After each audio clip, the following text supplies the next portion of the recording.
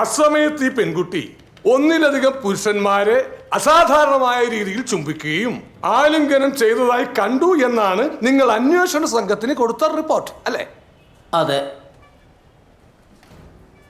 അസമയത്തൊരു പെൺകുട്ടി. ആ, ഏതാണ് ആ സമയം? നിങ്ങൾ അസമയത്ത് പെൺകുട്ടിയെ കണ്ടവരില്ലേ? എനിക്കറിയാൻ പാടില്ലാത്തോണ്ട് ചോദിക്കുക. ഏത് സമയമാണ് ഒരു പെൺകുട്ടിക്ക് അസമയം? അത് അല്ല. പറയൂ, ഞങ്ങളൊക്കെ ഒന്ന് കേൾക്കട്ടെ. അത് പിന്നെ രാത്രി. രാത്രി അസമയമാണോ? അല്ല, ഞാൻ അപ്പൊ അങ്ങനെയല്ല. പാതിരാത്രി. പാതിരാത്രി അസമയമാണ്. പാതിരാത്രി അല്ലേ സാറേ? അപ്പൊ ഒരു പെൺകുട്ടിയെ അസാധാരണമായ രീതിയിൽ കണ്ടാൽ ഓക്കെ. എന്താണ് ഈ അസാധാരണം? അത് പിന്നെ ഒബ്ജക്ഷൻ യുവർ ഓണർ. ഡിഫൻസ് സാക്ഷികളെ അനാവശ്യമായി ചോദ്യങ്ങൾ ഉന്നയിച്ച് കൺഫ്യൂസ് ചെയ്യുകയാണ്. എങ്കിൽ നിങ്ങൾ പറയണം, എപ്പോഴാണ് ഒരു പെൺകുട്ടിക്ക് ഈ നാട്ടിൽ അസമയമെന്ന്? നിയമപുസ്തകങ്ങൾ മാത്രം ഉദ്ധരിച്ച് വാദിക്കുന്ന മിസ്റ്റർ കാളൂർ പറയണം, ഇന്ത്യൻ നിയമവ്യവസ്ഥ അനുസരിച്ച് എപ്പോഴാണ് ഒരു പെൺകുട്ടിക്ക് അസമയം?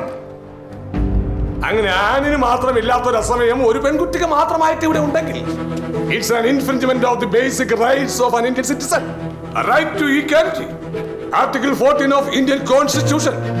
അസമയത്ത് ഒരു പെൺകുട്ടിയെ കണ്ടതായി സാക്ഷികൾ മൊഴി രേഖപ്പെടുത്തുമ്പോൾ ആ സമയം ഏതാണെന്ന് കൃത്യമായി രേഖപ്പെടുത്താൻ കോടതിക്ക് കഴിയണം. മിസ്റ്റർ മുകുന്ദൻ, നിങ്ങൾ ബഹുമാനപ്പെട്ട കോടതിയുടെ പ്രിവിലേജസിനെ ഒരിക്കലും ചോദ്യം ചെയ്യരുത്. I will question the court. ചോദ്യം ചെയ്യപ്പെടേണ്ടത് കോടതിയാണെങ്കിൽ ചോദ്യം ചെയ്യുക തന്നെ ചെയ്യും. കാരണം കോടതിയേക്കാൾ വലുതാണ് സത്യം. അല്ലെങ്കിൽ കോടതി ഉറക്കെ വിളിച്ച് പറയണം, നമ്മുടെ ഈ നാട്ടിൽ ഇത്ര മണി തൊട്ട് ഇത്ര മണി വരെ അസമയമാണ്. ആ സമയത്ത് പുറത്തിറങ്ങുന്ന പെൺകുട്ടികൾക്ക് സംഭവിക്കുന്ന യാതൊന്നിനും നിയമത്തിന്റെ പരിരക്ഷ ലഭിക്കുകയില്ല എന്ന് പറയാൻ പറ്റുമോ? ഇല്ല. ഇനി അസാധാരണം. എന്താണ് ഈ അസാധാരണം? ഒരാണും പെണ്ണും ഒരുമിച്ച് എവിടെയുണ്ടോ അവിടെ അസാധാരണം. ഒരുമിച്ച് സംസാരിച്ചാൽ അസാധാരണം, ഒരുമിച്ച് നടന്നാൽ അസാധാരണം, ഒരു ബൈക്കിന് പോയാൽ അസാധാരണം, ഒരു സിനിമയ്ക്ക് പോയാൽ അസാധാരണം. അത് പിന്നെ മനുഷ്യനായാൽ അല്പം സദാചാരബോധമൊക്കെ കാണില്ലേ സാറേ? സദാചാരം അന്യന്റെ സ്വകാര്യതയിലേക്ക് വലിഞ്ഞു കയറി ചെല്ലാനുള്ള ഇവന്റെയൊക്കെ ലൈസൻസിന്റെ പേരല്ല സദാചാരം. യുവർ ഓണർ, അഡ്വക്കേറ്റ് മുകുന്ദൻ പറയുന്ന കേട്ടാ തോന്നും ഇങ്ങനൊരു കൊലപാതകമേ നടന്നിട്ടില്ല എന്ന്. അദ്ദേഹത്തിന് സാക്ഷികളെ വിശ്വാസമില്ല, സാക്ഷി മൊഴികളെ വിശ്വാസമില്ല, പോലീസിന് വിശ്വാസമില്ല, എന്തിന് ബഹുമാനപ്പെട്ട കോടതിയെ പോലും വിശ്വാസമില്ല. പിന്നെ എന്താണാവോ മിസ്റ്റർ മുകുന്ദന് വിശ്വാസം? കോടതി മുൻപാകെ ഒരു സാക്ഷിയെ, ഒരൊറ്റ സാക്ഷിയെ വിസ്തരിക്കാൻ ഞാൻ അനുവാദം തേടുന്നു. Objection your honour. എന്താ ഇത്? ഒറ്റ സാക്ഷിയല്ലേ ഉള്ളൂ, വാദം മുന്നോട്ട് പോട്ടെ. ഇദ്ദേഹം ഹാജരാക്കിയതുപോലെ സാക്ഷികളുടെ ഒരു നീണ്ട പട്ടികയൊന്നും എനിക്കില്ല. ഒരൊറ്റ സാക്ഷി, ഒരേ ഒരു സാക്ഷി.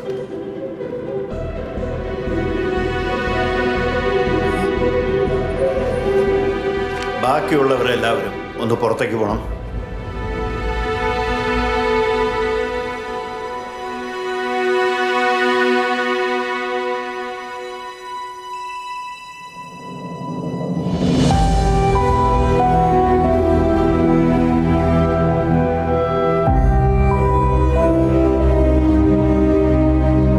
ഇരിക്കണം.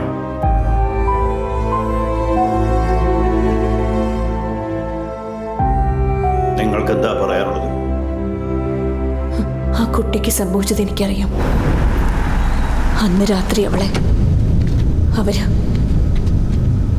ആ വണ്ടിയില് അവര് 3 പേരുണ്ടായിരുന്നു. അതിലവനെ എനിക്ക്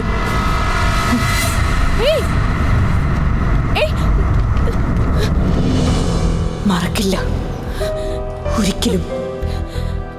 ഇത് കോടതിയാണ്, ഇവിടെ ആരോപണം മാത്രം പോരാ, തെളിവുകൾ വേണം.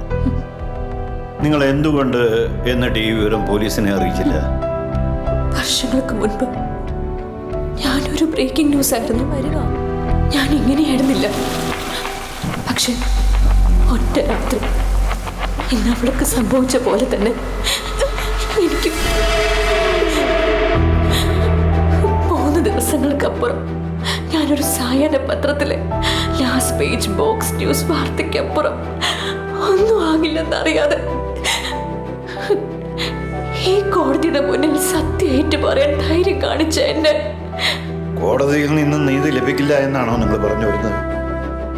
തെളിവുകളില്ലാതെ കോടതിക്ക് ഒന്നും ചെയ്യാൻ കഴിയില്ല. ഞാൻ അനുഭവിച്ചതൊക്കെ നേരിട്ട് പറഞ്ഞിട്ട് വിശ്വസിക്കാത്ത കോടതിയോട് സാക്ഷിയായി എന്തുകൊണ്ട് പോലീസിൽ പോയി മൊഴി രേഖപ്പെടുത്തിയില്ല എന്ന ചോദ്യം ഉണ്ടല്ലോ, ഒറ്റ ഉത്തരവേ ഉള്ളൂ, ഇതെന്തിയാണ്, ഇവിടെ എങ്ങനെയാണ്?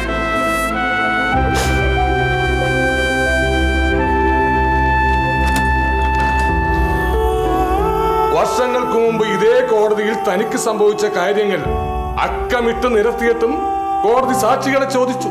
തെളിവുകളില്ല എന്ന് പറഞ്ഞ് ആ കേസ് എവിടെയും എത്താതെ പോയി. സ്വന്തം കാര്യത്തിൽ കിട്ടാതെ പോയ നീതിയെ മറന്നുകൊണ്ട് ഇന്നവൾ വന്നത് കോടതിയിൽ ഒരു ചോദ്യചിഹ്നമായിട്ടല്ല, മറിച്ച് കോടതിയിൽ എവിടെയോ ബാക്കിയുള്ള വിശ്വാസം കൊണ്ടാണ്. അഡ്വക്കേറ്റ് മുകുന്ദൻ, നിങ്ങൾ പറയുന്നത് ശരിയായിരിക്കാം. പക്ഷേ ഇത് കോടതിയാണ്. ഇവിടെ ഈ കേസും മറ്റേത് കേസും പോലെയാണ്. അവളെ ഈ ലോകത്തു നിന്നും എന്നേക്കുമായി പറഞ്ഞയച്ചവരെ തിരിച്ചറിയുന്ന സാക്ഷിയുണ്ട്. ആ സാക്ഷി കണ്ട 3 പേർക്കും തൂക്കുകയർ വാങ്ങിക്കൊടുത്തിട്ടേ ഞാൻ ഈ കളം വിടും. മിസ്റ്റർ മുകുന്ദൻ, നിയമം നിയമത്തിന്റെ വഴിക്ക് പോകും. ഇവിടെ തൂക്കുകയറ് വാങ്ങിക്കൊടുക്കാനല്ല കോടതികൾ. പിന്നെ എന്തിനാണ് ഈ നാട്ടിൽ കോടതികൾ? I can understand your feelings, but ഇത്തരം കേസുകളിൽ അപൂർവങ്ങളിൽ അപൂർവമായ കേസിന് മാത്രമേ തൂക്കുകയർ വിധിക്കാൻ കോടതിക്ക് അധികാരമുള്ളൂ. ഒരു പെൺകുട്ടിയെ ക്രൂരമായി കൊന്നിട്ടും അത് കോടതിക്ക് മുമ്പിൽ തെളിയിച്ചിട്ടും കോടതി പറയുന്നു അതിൽ അസാധാരണമായി ഒന്നുമില്ലെന്ന്. കഷ്ടം. അല്പം കൂടി ഭംഗിയായി പറഞ്ഞാൽ കോടതി തന്നെ പറയുകയാണ് ഇതൊക്കെ ഈ നാട്ടിൽ സർവ്വസാധാരണമാണെന്ന്. അഡ്വക്കേറ്റ് മുകുന്ദൻ, തീർന്നില്ല. കോടതിക്ക് 100 കണക്കിന് കേസുകളിൽ ഒന്ന് മാത്രമാണത്. പക്ഷേ ഓരോ കേസിലെ ഓരോ പെൺകുട്ടിക്കും നഷ്ടപ്പെട്ടത് അവരുടെ ജീവിതമാണ്.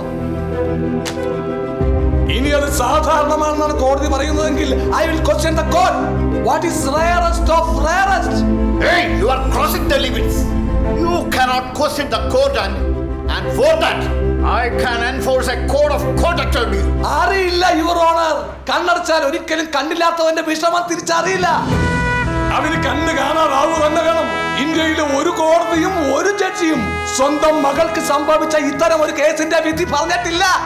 അഥവാ ഉണ്ടായിരുന്നെങ്കിൽ ഒരു തവണയല്ല, ഒരു 100 തവണ അവനെ തൂക്കിക്കൊല്ലാൻ ആ കോടതി വിധിച്ചേനെ.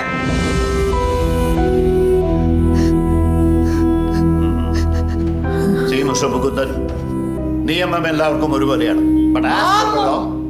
If the law has to change, yes, നിയമങ്ങൾ മാറണം. Because the Indian Constitution gives all the citizens the right to freedom and the right to life.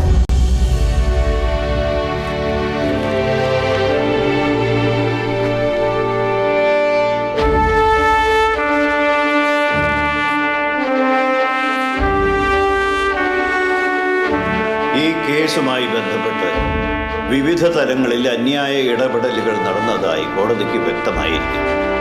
അതുകൊണ്ട് തന്നെ കോടതിയുടെ കർശനമായ മേൽനോട്ടത്തിൽ ഡിഫൻസ് കൗൺസിലിന് തൃപ്തിയുള്ള ഒരു പുതിയ ടീമിനെ ഈ കേസ് ഏറ്റെടുക്കാൻ കോടതി നിർദ്ദേശിക്കുന്നു.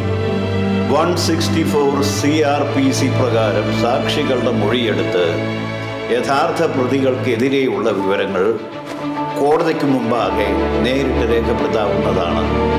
മുഴുവൻ അന്വേഷണ റിപ്പോർട്ട് 2 ആഴ്ചയ്ക്കുള്ളിൽ സമർപ്പിക്കണമെന്നും 1 മാസത്തിനുള്ളിൽ കോടതി അതിന്മേൽ വിധി പറയുന്നതായിരിക്കുമെന്നും ഇതിനാൽ അറിയിക്കുന്നു.